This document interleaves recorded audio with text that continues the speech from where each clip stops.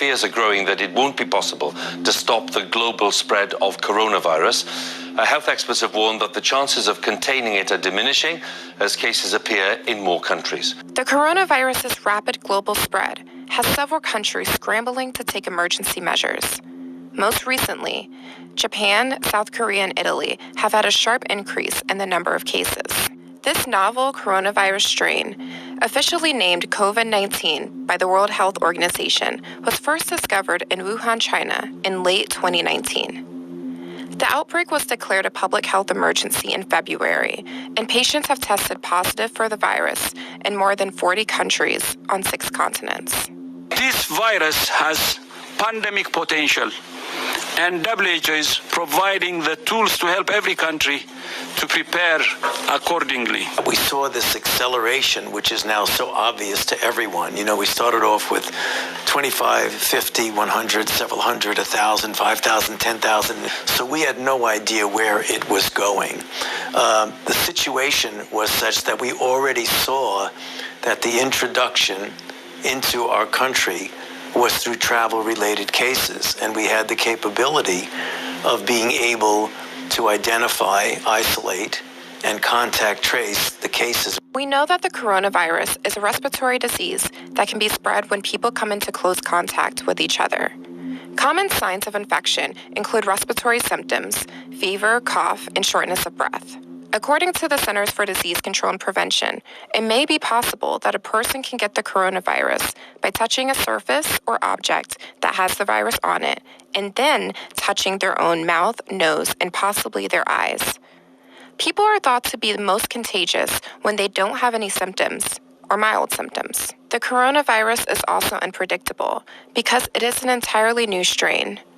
Even though the flu has been a greater threat in the U.S., it is not easy to compare. The issue is that the thing about flu, as much suffering and death that occurs every year on a seasonal basis, we have a very good experience and know exactly what flu is going to do. You can be guaranteed that as we get into March and April, flu will diminish and essentially get off the radar screen. We have a good prediction of what the range and the bracket of the morbidity and the mortality is. So we know this is the unknown. Coronavirus is the unknown. We have no idea what its potential is, the direction it's going, or where it's going to end. And because of that unknown, it was felt that we needed to do something that in many respects was unprecedented. We also know which age groups are more susceptible to contracting the virus. So far, we're seeing mostly older people who are dying, which from a public health perspective is better than having it be younger, healthier people. So we're going to be closely monitoring to see whether that profile changes.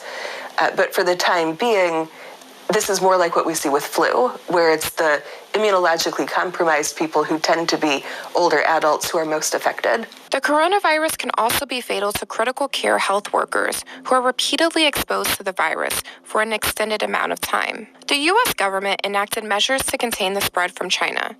On January 31st, the administration announced foreign nationals who had traveled to China would be denied entry into the United States. The president has signed a presidential proclamation using his authority pursuant to Section 212F of the Immigration and Nationality Act, temporarily suspending the entry into the United States of foreign nationals who pose a risk of transmitting the 2019 novel coronavirus. The coronavirus has had significant impact across almost every industry. Worldwide stock markets have fallen over fears of a pandemic. Japan announced they would close schools until April, and the 2020 Summer Olympics in Tokyo could be impacted because of the coronavirus. And those who study and work on infectious diseases are still unsure what will happen next. So a lot of what we're saying now is based on current data, and as we get more data that come in, some of these initial characterizations of the disease may change a little bit. And again, that's not going to be because people were not being truthful earlier. It's just that as we get more data, we can be more precise and we can be more accurate. Right now, the risk to the American public is low. But, big but, That could change because this is an evolving situation. And if it evolves into a true global pandemic, right now the risk to the American public is low. But, big but, that could change because this is an evolving situation. And if it evolves into a true global pandemic, then we would have a very serious problem here in the United States.